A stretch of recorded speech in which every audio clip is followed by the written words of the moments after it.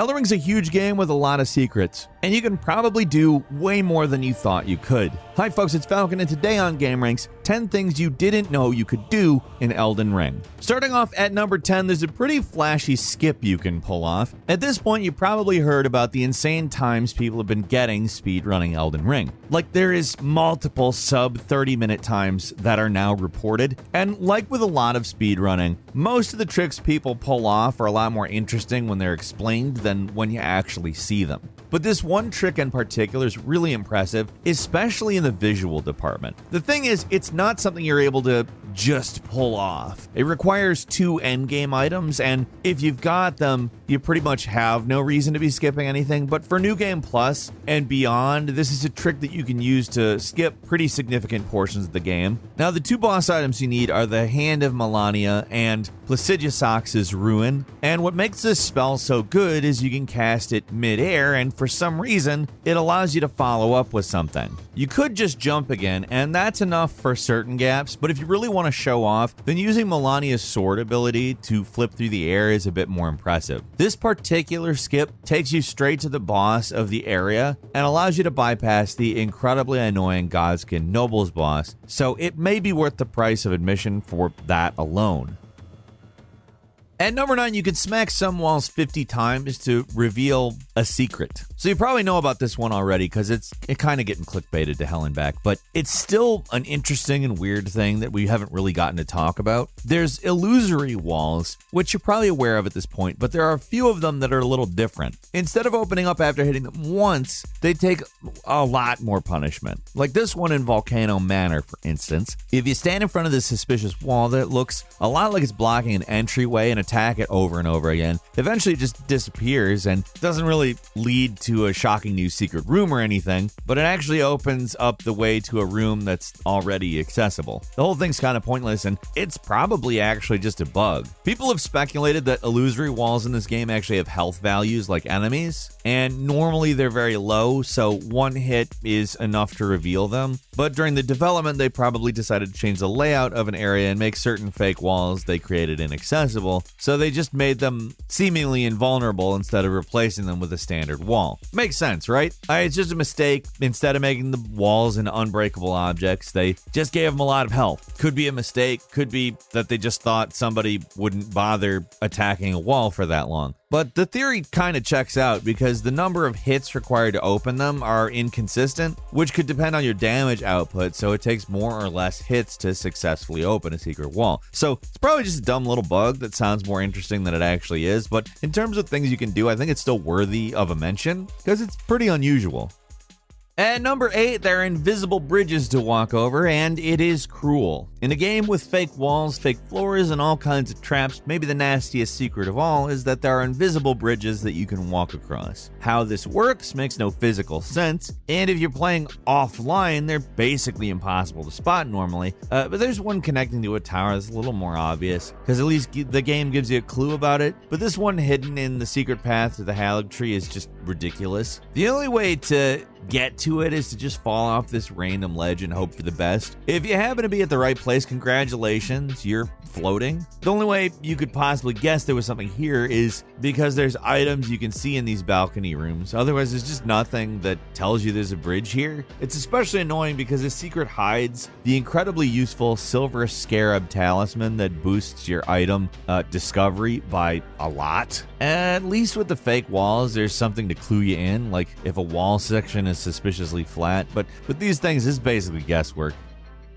At number 7, you can destroy one of those annoying chariots if you want. The ones that you find in the various heroes' tombs. Yeah, they're the worst. They're fast, they hunt you relentlessly, and they're seemingly invulnerable. For the longest time, I thought there was nothing you could really do about these things, but just take their abuse. But there's actually a way to permanently deal with a few of these annoying things. Each chariot has to be dealt with in a different way. The one in the Fringe Folk hero grave, for example, can be destroyed by dropping one of these giant pots on top of it. The timing's pretty tight, but if you manage to take it out, then you get a pretty powerful bow for your efforts. Another one you can destroy is in the Azuria's hero's grave, where you can actually cause the 2 chariots to smash into each other, and that is super satisfying. It's not often you can permanently deal with these annoying hazards, so take advantage the few times you can.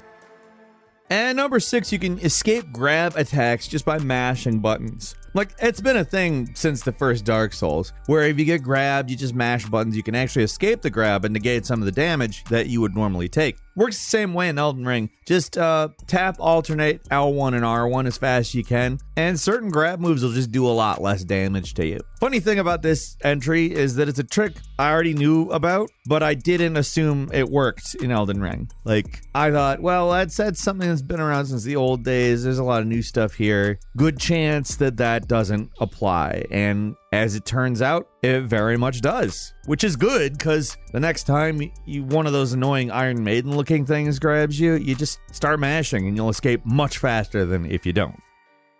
And number 5, you can help a jar out. One of the more amusing side quests in the game is in Jarsburg, a secret village inhabited entirely by jars. When the game first came out, there wasn't a lot to do in this place other than hang out, but with patch 1.03, they actually added somebody to talk to. This little dude named Jar Bjorn wants you to become the new potentate, and it's possible to help him out. His quest is actually tied to Alexander's quest. You can actually use the key item you get from Alexander with this guy. The whole thing doesn't really reveal any dark secrets or upend your understanding of the world or anything like that, but it's a weird little quest, and it's just one of many odd and interesting things you can do in Elden Ring that is really easy to pass up or miss out on.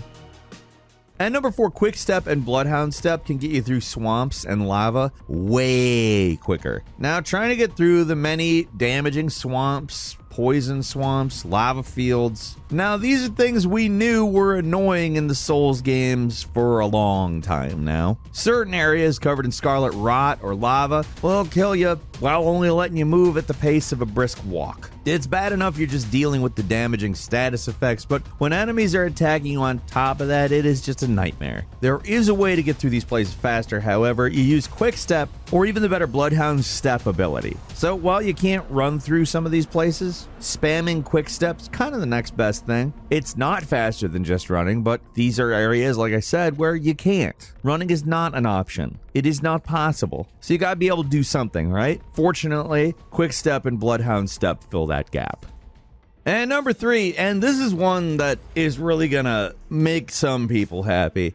You can negate the Lord of Blood's most annoying attack. Mog, the Lord of Blood, is certainly not the worst boss in the game by any stretch, but that doesn't mean he doesn't have some really annoying tricks up his sleeve. By far the worst is this ability where he puts up to 3 hexes on you and eventually hits you with a totally unblockable amount of damage, which also restores a ton of his health, which sucks. The first time this happened to me, I was so mad. It's one of the nastier tricks that the game pulls, and it's seemingly completely impossible to avoid, which only makes it more infuriating. Like I said, this is something I had no idea about, but you can actually get a crystal tear that negates the Ritual of Blood. It's not even that hard to get either. You just need to find the second church of Marika in Altus and take out this invader named Eleonora. She drops the purifying crystal tear that you can mix with your physic to protect yourself. For whatever reason, it seems like all of these Omen bosses have some kind of weakness hidden in the game somewhere, so I guess it should be no surprise that this guy isn't different. Like, seriously though, the Ritual of Blood attack sucks so much, and it's basically automatic damage, which is always BS. So having some way to avoid it is a welcome surprise that, I mean, when you find out you can do it, it's like, yes, that is so good. I'm going to do that. And number 2, you can find out the truth about Radagon. You ever notice this weird statue in Lindell, the royal capital, with a message in front of it? If you're unaware, this is a statue of Radagon of the Golden Order, a guy who pops up all over the place in the lore of this game. He seemed to be involved with pretty much everything. He's a father to every boss with red hair. He was married to Marika, the God Queen, and apparently even tried to repair the Elden Ring after it was shattered. But an interesting thing about him is that apparently he has some kind of wild secret no one knows. After you see this message and then talk to Muriel, the turtle pope, he tells you that the sculptor apparently discovered Radagon's secret and hid it in the statue. And you can't dangle something like that in front of lore crazy Souls fans without some kind of payoff, and there is absolutely that payoff. The message in question reads, "Regression alone reveals secrets," which is pretty vague, but the keyword here is regression. There's actually a spell you can get called Law of Regression. If you cast it in front of this statue, it will disappear and reveal a message that simply says Radagon is Marika. It's a pretty crazy revelation if you're following the story. It certainly makes the ending sequence of the game make slightly more sense, as you see Marika in the Elden Throne before suddenly becoming Rodigan for some reason, right before the final boss fight. The lore implications are huge, and it's all hidden in a strangely innocuous little secret. And finally, at number 1, reversing the Frenzied Flame. One of the more difficult endings to get in Elden Ring is the Frenzied Flame ending, and it's something we've talked about a decent amount already. It's hard enough just to get that ending by itself, but bizarrely, it's actually possible to reverse it as well. The steps to reversing the effects of the Frenzied Flame are long and winding, but it basically boils down to completing Millicent's questline, which basically spans the entire game, and obtaining Miquella's Needle. To even get the needle, you need to defeat probably the hardest boss in the game, Melania, and then use Millicent's quest item on the giant rot flower that blooms in her boss room after she's dead. That's not the end of it either. To actually reverse the Frenzied Flame, you have to go to a place outside of time, which means you also have to reach the secret Dragon Lord boss, whose entire arena apparently exists outside of time and space. The whole process of reversing the flame is even more difficult to pull off than the secret ending itself, leaving a lot of people to speculate why that is. Is there another, even more hidden ending that requires you to get the Frenzied Flame and remove it? I don't know. But the whole thing's so crazy, I had to bring it up. I mean, just getting the clue to finding out how to reverse the Frenzied Flame involves dropping down a nearly impossible sequence of falls to a secret area inside of another secret area, and then intentionally baiting an enemy to destroy some scenery to reveal the clue. The clue is one hell of a secret that doesn't even seem to have a lot of a point, but it's interesting anyway, obviously. And that's all for today. Leave us a comment, let us know what you think. If you like this video, click like. If you're not subscribed, now's a great time to do so. We upload brand new videos every day of the week. Best way to see them first is, of course, a subscription. Click subscribe. Don't forget to enable all notifications. And as always, thank you very much for watching this video. I'm Falcon. You can follow me on Twitter at Falcon the Hero. We'll see you next time right here on GameRanx.